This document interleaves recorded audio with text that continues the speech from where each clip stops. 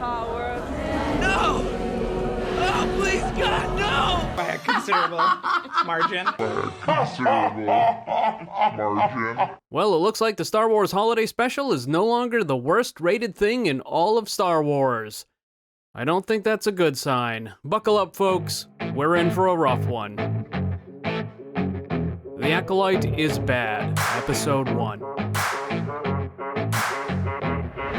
It's pretty clear that this series was not made with the fans in mind. It wasn't made in order to tell an interesting story or even to expand the Star Wars universe. It's incredibly obvious that this entire series was made for the sole purpose of pushing the agenda of a couple of weirdos. I don't think it's necessary to explain at length the kind of scummy people who are behind the series. Instead, you can easily get a good idea by simply knowing two things. First, this woman is the main actress. Well, I mean, white people crying actually was the goal. And second, the writer and showrunner for the series is this woman right here, who happened to be the former personal assistant of this guy and allegedly, may have been involved in some of his shenanigans. Suffice it to say that those responsible for this series are bad people with bad intentions. Well, it's tough to get any more obvious than that. That, of course, leads us to the series itself, which is easily one of the worst things ever created and does irreparable damage to the Star Wars franchise itself. The problems are so severe that they begin with the first few words of the first sentence in the first few seconds of the very first scene in the entire show. Like many Star Wars movies and shows before it, there's opening text in The Acolyte. However, for some reason, the show creators didn't use the scrolling text method that Star Wars has become known for. Instead, there are a couple of sentences that will fade into the screen one after another. I'm not sure why they made this change, but right away, it doesn't feel like Star Wars. It feels like an imitation of Star Wars. The scrolling text is iconic and synonymous with Star Wars, so why would you change it? Sacred Jedi text! Now, you might not care about that or think it's nitpicky, that's fine. However, there is a significantly bigger problem with the text, namely with the content of the sentences.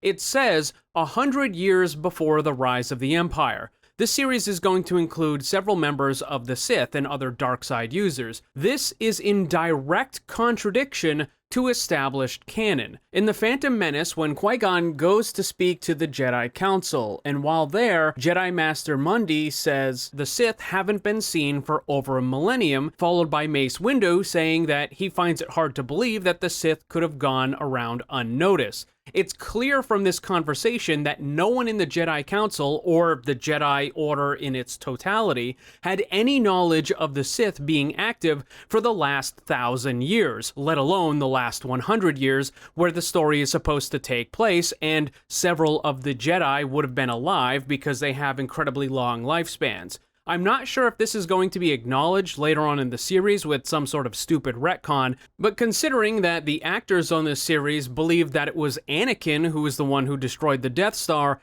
But if you can't look and see that Anakin blowing up the Death Star possibly killed millions and millions of... It's not out of the realm of possibilities that the writers had absolutely no idea that the Sith were supposed to be inactive during this time period. Especially when the lead writer seems to be more concerned with stuff like this. I think it's canon that R2-D2 is a lesbian. Unfortunately, it's not uncommon for modern Hollywood writers to have no understanding of the content that they're trying to write for. This happened quite a few times already with Star Wars, also with Marvel, DC, and other franchises. What makes the situation even worse is that many of the modern writers and directors in Hollywood will proudly admit that they deliberately broke canon because they either felt it was necessary to push whatever agenda they wanted, or like this idiot right here, who simply thought it was funny to destroy established canon and lore because he wanted to make the fans angry. I knew it, I'm surrounded by assholes. Regardless, we now see this cloaked character walking through the streets of what I can only assume is CGI town.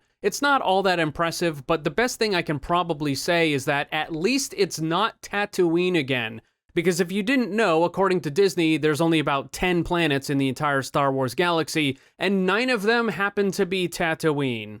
This character here is given the name of May, but upon looking at her, I couldn't help but think of a different name. How ya doing? Shanae. What did you say? What did you guys? Shanae happens to be the evil twin of the other main character, who we'll get to meet in a couple of minutes. You might think me telling you that right away this character is an evil twin would be a bit of a spoiler. However, that fact was spoiled by Disney themselves when they released the trailer for this garbage series. Yes, about a week before the series was even released, you heard it correctly, the trailer for this series accidentally revealed a major plot twist that the hero has an evil twin. Great job, Disney. You never disappoint. The sad thing is, this is them trying their hardest. Speaking of disappointment, we're about to see Shanae give us some of the worst delivered dialogue I've ever seen. I honestly don't know how the crew was able to film this without falling on the ground laughing hysterically.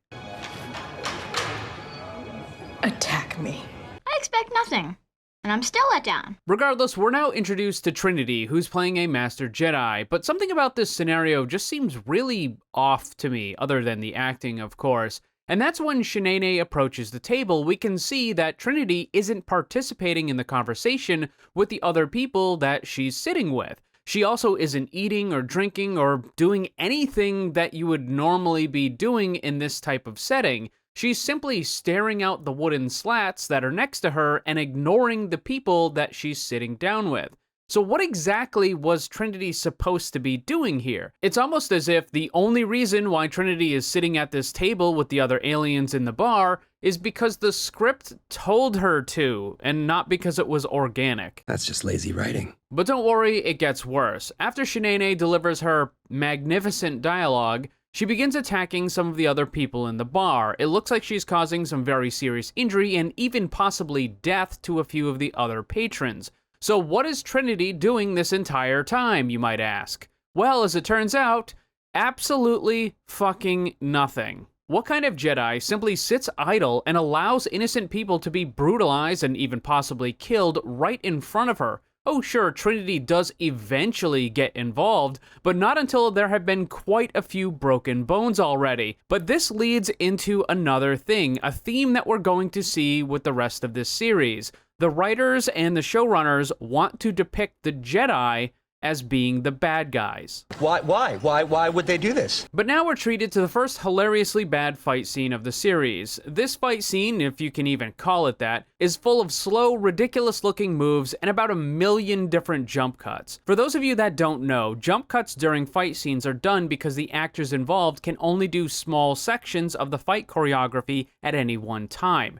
This is usually because the actors don't have the strength, the speed, or the coordination needed in order to make the entire sequence look believable, so they have to chop it up into little itty-bitty parts. The irony here, of course, is that the showrunners want to depict strong female characters, but in reality, these actresses aren't capable of doing even basic fight choreography. And because I know someone is going to bring it up, yes, Trinity had 1 million different jump cuts when she was filming The Matrix as well. You're saying it's a woman's game because women are weak and need more help. Yes. During the fight, Trinity asks Shanae, "Who trained you?" But Shanae doesn't respond. Trinity also uses her communicator to tell someone on the other end that she's encountered an unidentified Force user. And I want to point out that all of this is going to prove to be unbelievably stupid in about a minute. I also want to mention the interesting fact that Shanae, a black woman, has red hair, which is kind of strange because Hollywood always goes out of its way to remove red-haired characters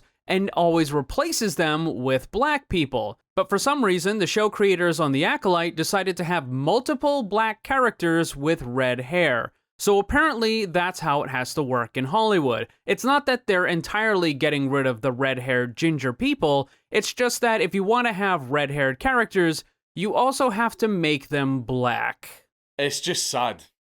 It's just sad and pathetic. The fight continues until Trinity is able to pull the mask off of Shanae, and she looks at her in shock and says, "You!" Later on, we're going to find out that Trinity played a major part in getting Shanae's sister kicked out of the Jedi Order. As previously mentioned, they're twins, and they have the same absurd haircut. What makes this all the more ridiculous is that we'll also see what Shanae and her sister look like as children. As it turns out, both Shanae and her twin had the exact same stupid mop-style haircut that they both have now. This raises the question, exactly how many mop-headed, red-haired, black female Force users has Trinity come across that she wouldn't have been able to instantaneously recognize Shanae even when she had her mask covering her mouth? Of course, is the unfortunate fact that I'm an idiot. Regardless, Trinity finally pulls out her lightsaber, but Shanae throws a dagger at some random guy who's still in the bar, even though everyone else had the intelligence to run away. Trinity uses the Force to stop the dagger, and for some weird reason, it requires absolutely all of her concentration. This allows Shanae to throw another dagger that hits Trinity in the chest, causing Trinity to instantly fall over and die.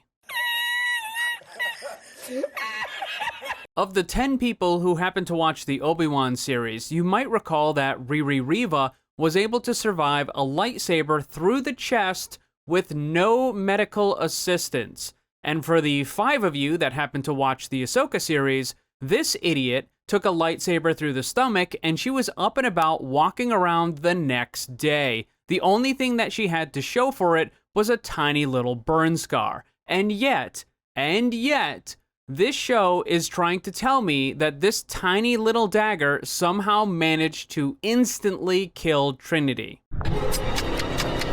Going beyond the inconsistencies, there's so much more that's wrong with this. First of all, why would Trinity, a Jedi Master, fall for such a dumb trick? And secondly, there's absolutely no possible way the dagger could have actually killed Trinity if it had hit her. The dagger is only about 4 inches long, and about half of that went into Trinity's chest, but she's wearing very thick, multi-layered Jedi robes. So most of the dagger that did actually penetrate would have gone into the robes and not Trinity. Not to mention the fact that Trinity is a woman and she has these things on her chest called boobs, and they would have gotten in the way as well.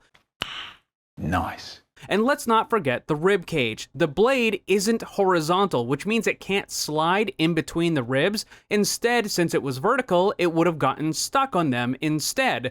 The fact is that this dagger couldn't possibly have gone in deep enough to do any significant damage to either the heart or the lungs. A very thorough investigation that has found no evidence of foul play. And no, the dagger was not poisoned. Get out of here with that retroactive plot-fixing nonsense. But the stupidity doesn't end there, because for some bizarre reason, Shanae uses her Force powers to recover one of her daggers, but she leaves behind the lightsaber that's sitting on the ground right in front of her. For what possible reason would anyone leave a lightsaber behind? It's one of the most valuable weapons in the entire galaxy, especially for a Force user who doesn't seem to have a lightsaber of her own. Even if Shanae needed to get a new kyber crystal, it is insanity to leave the lightsaber behind, you mop-headed retard. I'm so sick of your crap! Why do you always do these stupid things? Shanae then goes to confront the alien guy who's still hanging around in the bar for some reason, but she refuses to kill him when she sees that he also has a small alien child thing. So we're expected to believe that this is effectively a Sith assassin with a heart of gold, apparently. Maybe Shanae spends her days off ladling out soup at the Coruscant food pantry. Who knows? I don't know. The writers don't know. No one seems to know. This show is fucking garbage. And finally, we're introduced to the main character of the show, who, as I mentioned, is the twin of Shanae and also has that stupid mop haircut. Honestly, the first thing I thought about when I saw this character was Raggedy Ann, although I suppose more appropriately in this case, it would be Blackety Ann. We learn that Blackety Ann is some sort of mechanic working on a ship operated by the Trade Federation. Then another diverse cast member asks her what she was doing last night because she should have gone out to party with the rest of the crew. Blackety Ann responds by saying that what she does in her off time is none of his business.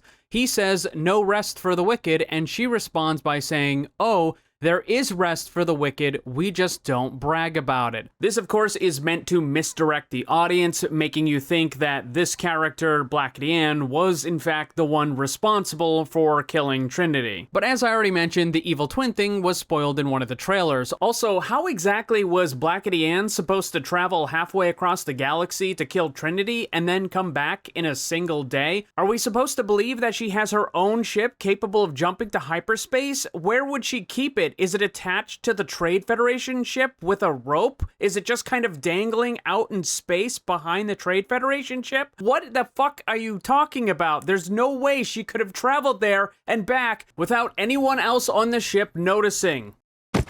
Even without the spoiler from the trailer, this supposed mystery that the writers are trying to set up is either extraordinarily stupid or very obvious. But don't worry, it gets worse. Blackety Ann and the other guy go outside the ship in order to make repairs. During this process, there's a small accident, a pipe ruptures, and suddenly, we have fire in space. What is that? What is that? Not only do the showrunners know absolutely nothing about Star Wars, apparently they don't even have basic understanding of how fire works. What good are you? Do you have a brain? When this monumental stupidity was pointed out and laughed at on social media, of course there were the weirdos and the shills who tried to make excuses for the show, saying that Star Wars has always had fire in space, and they pointed to different ships exploding. However, that's completely different from what we're seeing here. When a ship explodes, there's a huge amount of oxygen inside the ship that was acting as the life support system. So when the ship is destroyed, all that oxygen is ignited, we get to see a big fireball, but that fireball very quickly is extinguished as soon as the oxygen runs out. That is not what we're seeing here. This right here is literally a campfire burning in space. That is not how it works. My answer is still no. Even if we gave the benefit of the doubt and accepted the excuse that perhaps there was oxygen leaking, that wouldn't result in what we're seeing right here. In this situation, we can see that there is gas being emitted from the ship at a very fast rate. However, it's not on fire, indicating that it is not oxygen. If it was a big plume of flame, that would make sense. But the campfire that's gently burning isn't even touching it. It's off to the side. There is, however, a great example of how this should work in The Return of the Jedi. Let me prove it to you. When the Super Star Destroyer is hit by one of the Rebel ships, it causes a very large breach, and a big plume of flame erupts from that opening. Why is this happening? Because the bridge is on fire, and every part of oxygen, every single bit of the atmosphere inside that Super Star Destroyer is being forced through the opening in the bridge. That would cause the giant plume of flame that we can see right here. If this situation was happening in the Acolyte, then the gas erupting from the ship should be on fire, but it's not. Man, I'm tired of being right. Suddenly another ship appears that's carrying some Jedi. This guy here is named George, and this is his Padawan Taco. Apparently, this is supposed to be the backstory for the Phantom Menace. Since it was never fully explained why the Trade Federation hated the Jedi so much, this is supposed to be the thing that explains why that is. Apparently, the entire reason for all of that is because of this one scene where George is an idiot. You serious? When George gets on the ship, he immediately demands to see Blackety Ann. The Trade Federation guy initially refuses. George starts using the Force against him. Another one of the crew interrupts and tells George where he can find Blackety Ann. So there you have it. That is supposed to be the explanation for why the Trade Federation was so hostile to the Jedi in The Phantom Menace. It all stems from the fact that this one character, George, was mean. That is the stupidest story I ever heard. Regardless, George goes to Blackety Ann's room, and through some very painful exposition,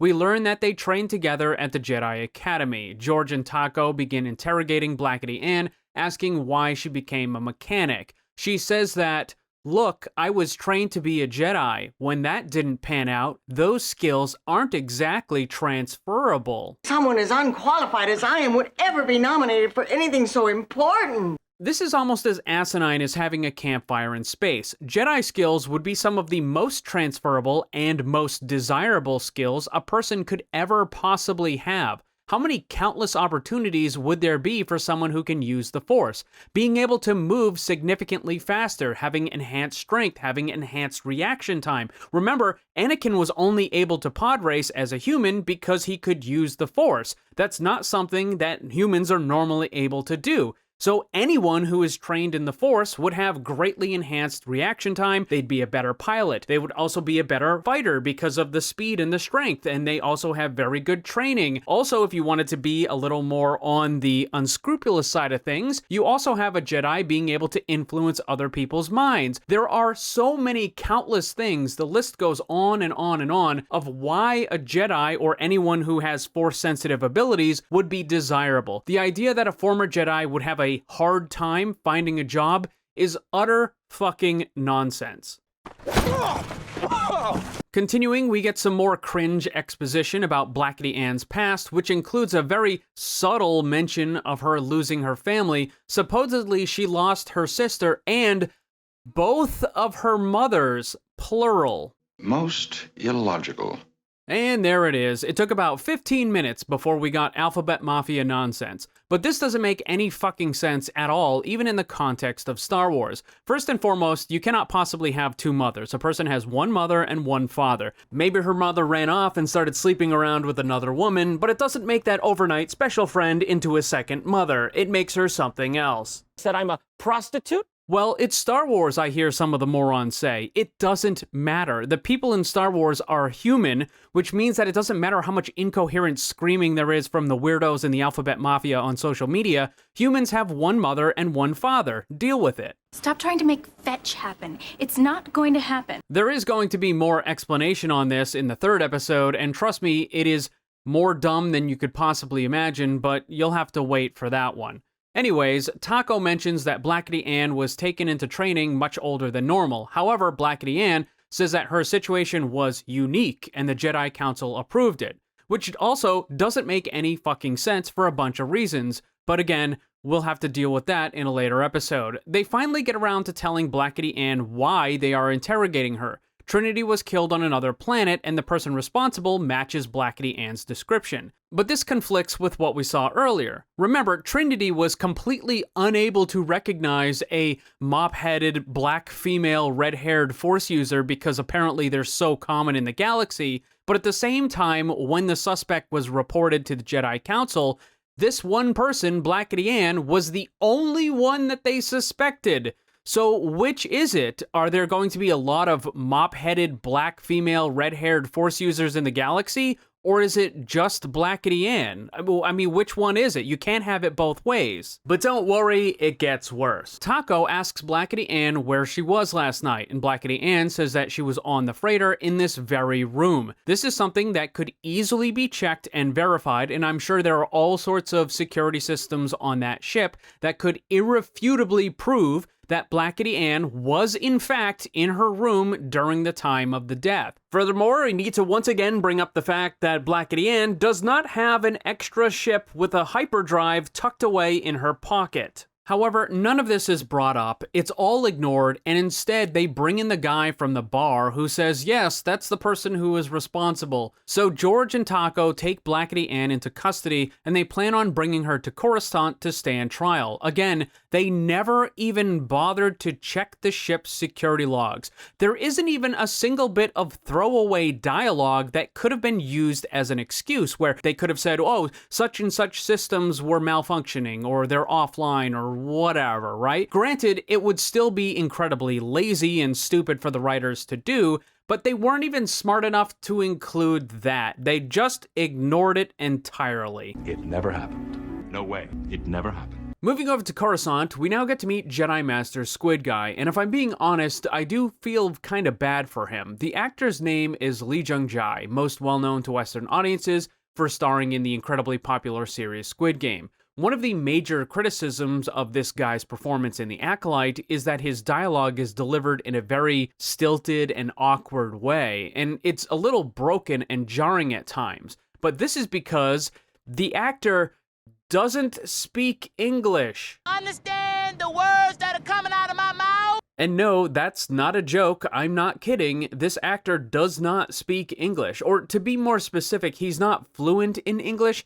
He has what I understand to be, at best, a tourist-level knowledge of English.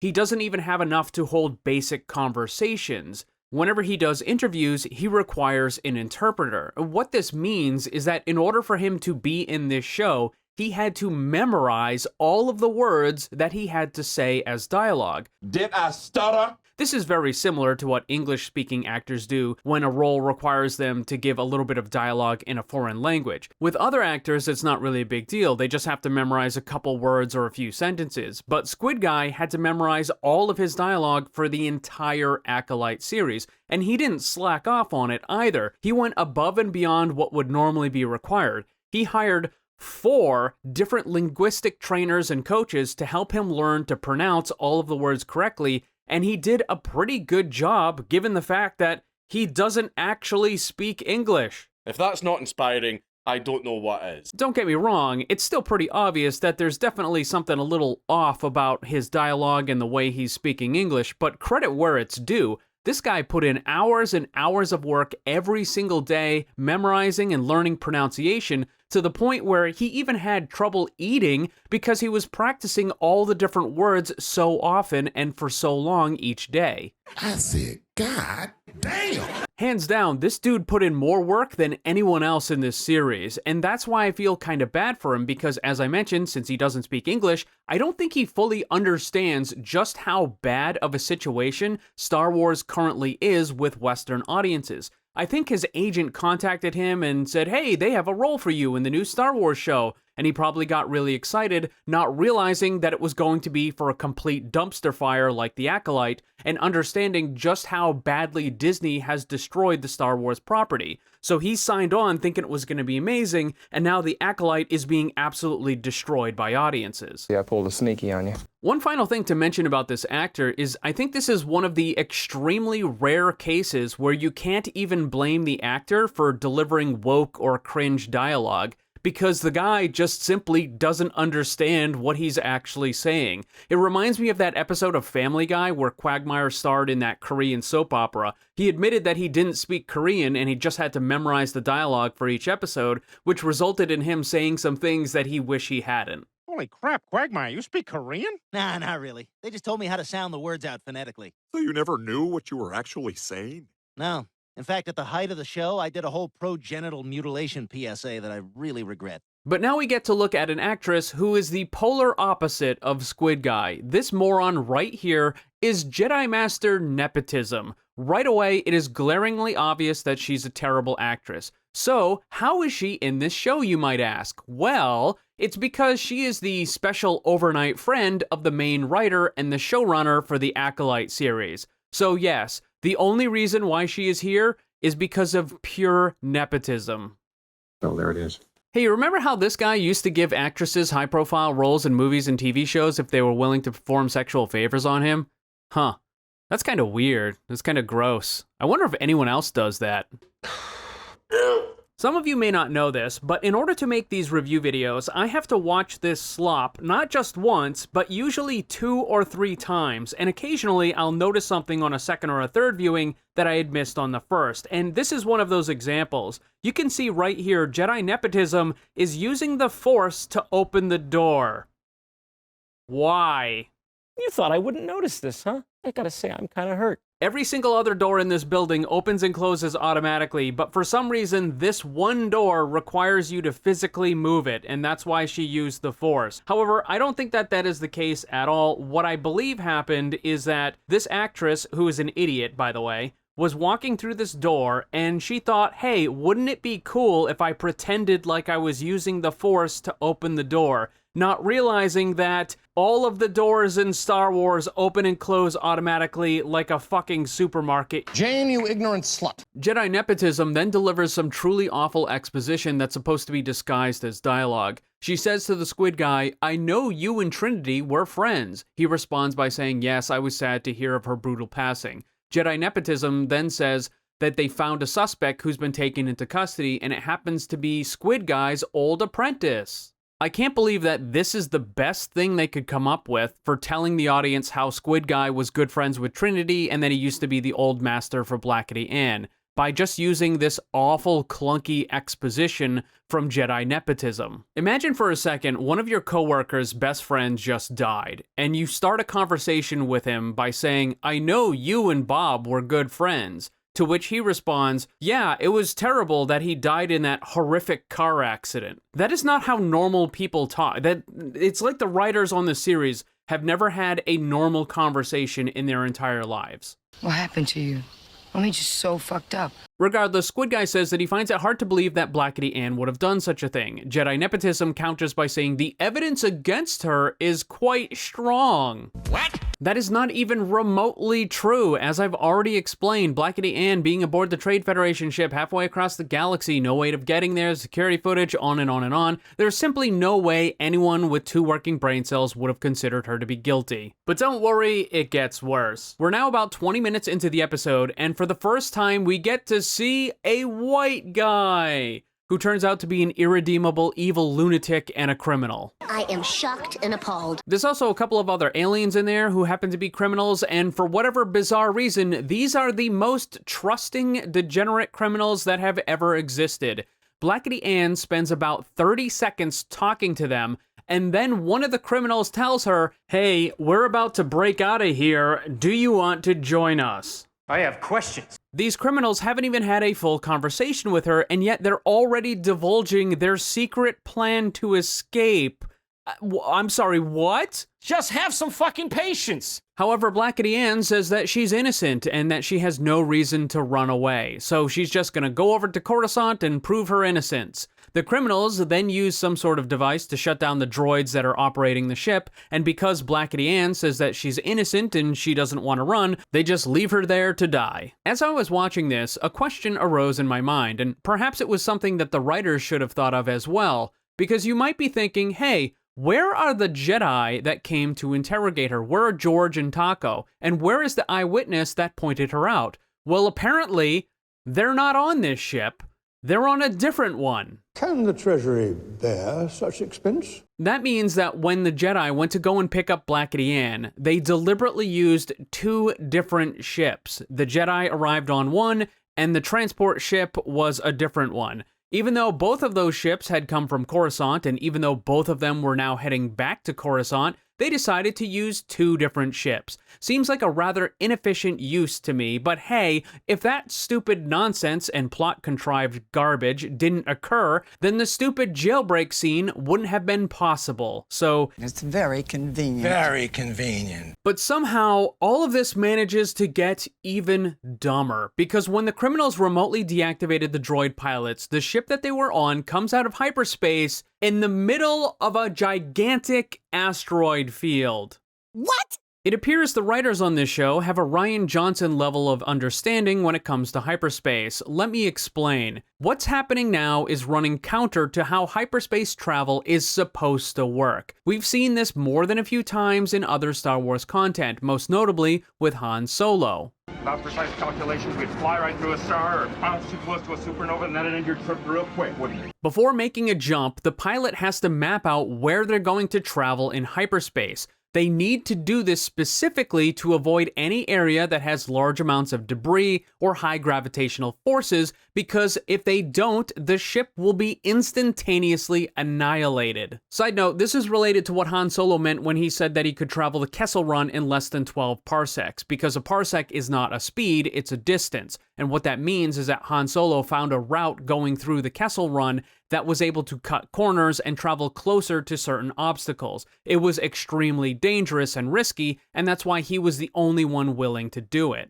The point I'm trying to make here is that under absolutely no circumstances would any pilot ever use a hyperspace route that's traveling through an asteroid field. You would be almost guaranteed to die. What makes the situation even more absurd is not only does the ship drop out of hyperspace into an asteroid field, but it is also incredibly close to a planet. In fact, this ship is practically in orbit when it stopped, which means that it would have narrowly missed the planet if it had continued traveling on in hyperspace. For the same reasons that I've mentioned before, you don't want to do that.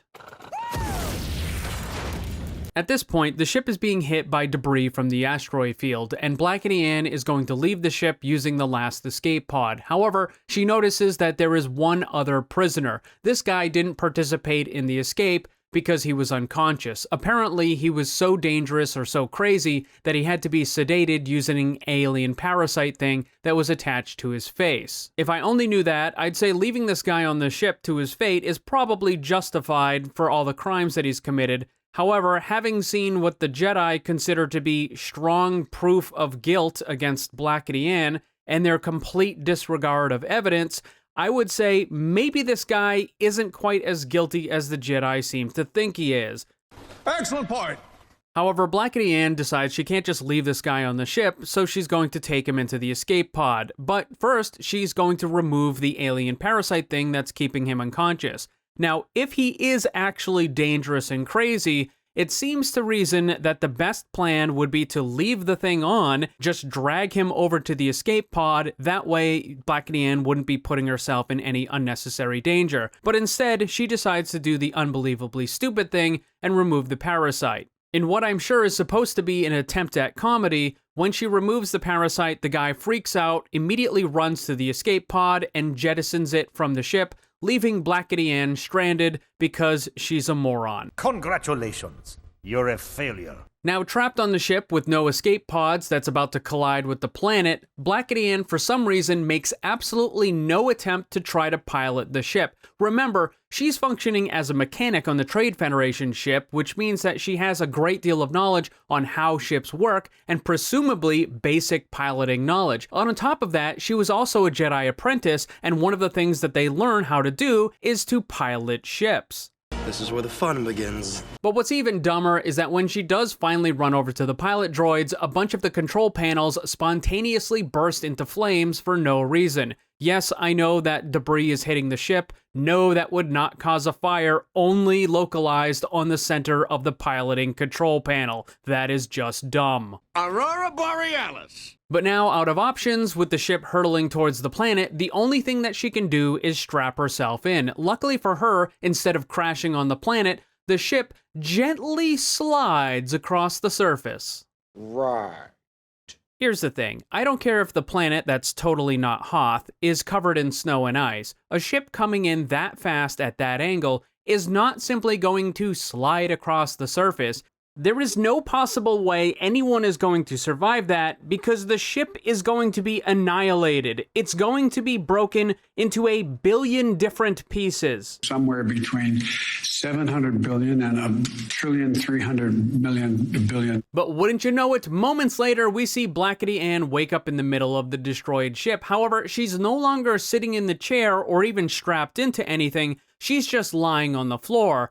I have to ask, how could she possibly have survived that? Evidently, the straps broke, which means that she should have been tossed around inside of the ship. She should have had broken bones, concussion, internal injury, all kinds of crazy damage. She absolutely would have died from that. But even given her miraculous survival somehow, shouldn't she have at least some kind of injury? Maybe a minimum of a sprained wrist or an ankle or something? The fact that she is completely and totally unharmed is absurd. But don't worry, it gets worse. Back on Coruscant, Squid Guy learns that there was a mutiny on the prisoner ship. A bunch of the criminals got into escape pods, but they were later picked up and brought to Coruscant. And I don't doubt that the Jedi would eventually learn about the ship being destroyed and the prisoners escaping, but how is it that not only have they already heard about it, but they also managed to send another ship out to that planet, pick up the escape pods with the criminals,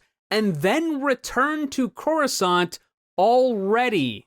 Lie to yourself if you must, but not to me. Also, if the Jedi had already sent out a ship to recover the escape pods, why didn't they also investigate the crashed ship at the same time? Why is it just now that Squid Guy is asking permission to go and investigate the crash site? This is one of the really big problems with modern Disney Star Wars. They treat space travel as if it's something that happens instantly. Somehow, the Jedi learned about the ship's destruction, sent out a recovery ship that has already returned to Coruscant in what appears to be less than an hour. Inconceivable. But regardless, the show now needs to include some more cringe. So Squid Guy and Taco are heading over to the Jedi ship in order to travel back to the planet again, a third time apparently. Upon entering the ship, we see George without his shirt. I could have sworn that they were going to make this character gay, but apparently he's there as eye candy for the very few number of straight women that were involved in making this show.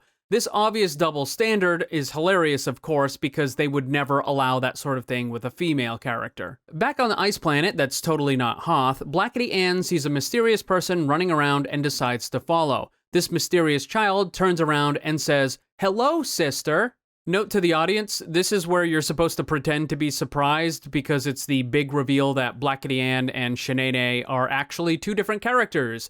You know, just forget the fact that it was spoiled in one of the trailers. Yeah, my bad. Won't happen again. Blackety Ann continues chasing Shanae through what now appears to be a forest on fire in some form of hallucination. They run back into the ship, which now is completely repaired somehow, and we see both of the characters interacting with Blackety Ann now also reverted to her younger version. Immediately, a few things stand out. First of all, they both have the same stupid haircut. Second, after all these years, neither of them decided to change that stupid haircut. And thirdly, despite the fact that Blackety Ann and Shanae are supposed to be identical twin sisters, it is very obvious that the younger versions of them are not. Sure, they look similar, but there is some immediately unavoidable differences in their appearances. Which makes it all the more dumb because the adult versions of the characters are supposed to be identical, as they're played by one actress. So Disney couldn't even have been bothered to find a set of identical twins to fill the role for the younger versions. They found two that happened to look kinda similar, and then they just kind of shrugged and said, good enough. I feel like that's how Disney operates on a lot of things these days. They just shrug their shoulders and say, good enough. Which was the style at the time? The two have a conversation, and Shanae talks about how she hates the Jedi and wants to kill all of them. We're gonna find out later why, but trust me, it's really dumb. It's even more dumb than you could possibly imagine. Regardless, Blackety Ann finally wakes up, but for real this time, and she's in the exact same spot that she woke in before when she was having the little vision quest. And you might think, okay, well that explains why she wasn't strapped in beforehand, but nope, that's still not the case here either. She still isn't strapped into the chair, which means that when the ship did crash, she would have been thrown from her restraints, they would have broken or snapped somehow, and she must have bounced around the ship like a pinball. But once more, for whatever weird reason, she is completely and totally unharmed. You can't keep getting away with it! Here's what's really annoying about this situation. If the writers actually had talent, then this scene could have worked. They could have had the first time where she wakes up without being in the chair or having the straps attached or anything, and the audience would have said, oh hey, that's weird, why isn't she strapped in, wouldn't she have gotten injured, that sort of thing. And then it would have been an aha moment when it was revealed that it was all just the vision quest kind of thing. But then, when she wakes up for real, she is in fact still strapped to the chair, and then it would have gone on and been fine, and that scene would have worked. But they didn't do that because they're morons. So instead of having it where one of them was fake and one of them turned out to be real, they just shot the same scene twice and didn't realize how stupid it was. Regardless, the planet that she's on, which is totally not Hoth, is obviously below freezing, and it would be extremely difficult for anything to live there. Traveling outside of a shelter or even the crash site would be a very dangerous thing to do, even for a short amount of time, which would likely result in serious injury or death. The ship itself is in rough shape, but it does seem to still have power somehow. It might be able to provide some minimal support, and possibly communication systems might be able to be repaired or send out a weak distress signal. The best thing for Blackety Ann to do right now would be to try to secure the area, take inventory of whatever food and water and other supplies might be available, and then send out a distress signal if possible. So with all of that in mind, Blackety Ann comes up with the brilliant strategy of not doing any of that. That's a stupid idea. Instead, she's going to leave the ship into the sub-zero environment without any additional cold weather gear, without bringing food, without water, without any other necessary supplies. She's just going to leave the crash site and wander around because she's a fucking moron. It's a stupid idea! idea! But somehow the situation gets even dumber because as she is leaving the ship, she looks up and sees another ship flying in the atmosphere towards the crash site. Now, it's possible she might have been able to identify the ship as something the Jedi would use, but remember, Blackety Ann's plan was not to run away. She was innocent, and she wanted to go to Coruscant in order to prove that. That's why she didn't want to participate with the criminal jailbreak. So clearly, the smart thing to do when you see that rescue ship headed for the crash site would be to wait and then be rescued. But no, Blackety Ann decides to run away from the rescue ship. This is terrible. So not only is she deliberately avoiding the rescue ship, she's still insisting on heading out into the inhospitable, frozen environment without any cold weather gear or other food or supplies, where she will almost meet a certain icy death. Did I mention that Blackety Ann is a fucking moron? Because man, she is really, really stupid. She runs into a system of caves, and Squid Guy is able to quickly track her down. She heads over to the very edge of a cliff for some reason, then she turns around and tells Squid Guy that she didn't do it, that it was her sister. And it reminds me of the scene from the old Harrison Ford movie, The Fugitive, except the acting in The Acolyte is much worse. Then, for some inexplicable reason, she decides to take a step back, which causes her to fall off the cliff. But luckily, Squid Guy uses the Force and catches her to bring her back up. He says that he believes her, and then the scene cuts over to the evil twin Shanae. She's walking along a rocky beach, and we hear dialogue from what appears to be a Sith Lord. And this is exactly what he says word for word. The Jedi live in a dream they believe that everyone shares. If you attack a Jedi with a weapon, you will fail. Steel or lasers are no threat to them. But an Acolyte kills without a weapon. An Acolyte kills the dream. Nice speech, Coach. Gave me goosebumps. This speech is the kind of dialogue written by pretentious morons with an outrageous sense of unearned entitlement. These are the writers who think they are highly talented, cutting-edge, very intelligent, but in reality, they are the polar opposite. What's extra stupid about this dialogue is that when the Sith Lord says, "An Acolyte kills without a weapon," he ignites a red lightsaber. No doubt the writers thought this was a clever way to punctuate some of the significance in the speech. However, the action itself is direct contradiction to what the character is saying. He says an Acolyte kills without a weapon, so here's me igniting my lightsaber, showing that I do in fact have a weapon that I'm going to use against the Jedi. That's what turns me on about you, your attention to detail. What's even more ridiculous about the content of this speech is the fact that the most significant damage ever done to the Jedi was by Palpatine and Order 66. I started blasting. Bang! Bang! Palpatine quite literally used blasters in order to destroy the Jedi Order, something that they have never been able to recover from. I do understand the basic idea of what the writers were trying to go for in this scene, essentially that taking revenge on a single Jedi, or even a whole bunch of them, is not going to change anything in the grand scheme of the galaxy. You need to wipe out the entire Jedi Order, and you need to make people hate them so that it can never return. The writers desperately wanted this scene and this speech to come across as ominous and philosophical, but due to the writers' own sheer ineptitude, the scene instead turned out to be clunky and retarded. As bad as all of that is, and as many mistakes as they have made already in this series, it's going to get even worse. It is going to utterly annihilate the very little remaining loyalty that Star Wars fans might have had. This series may very well be the final nail in the coffin for what was once an incredibly popular and beloved sci-fi series.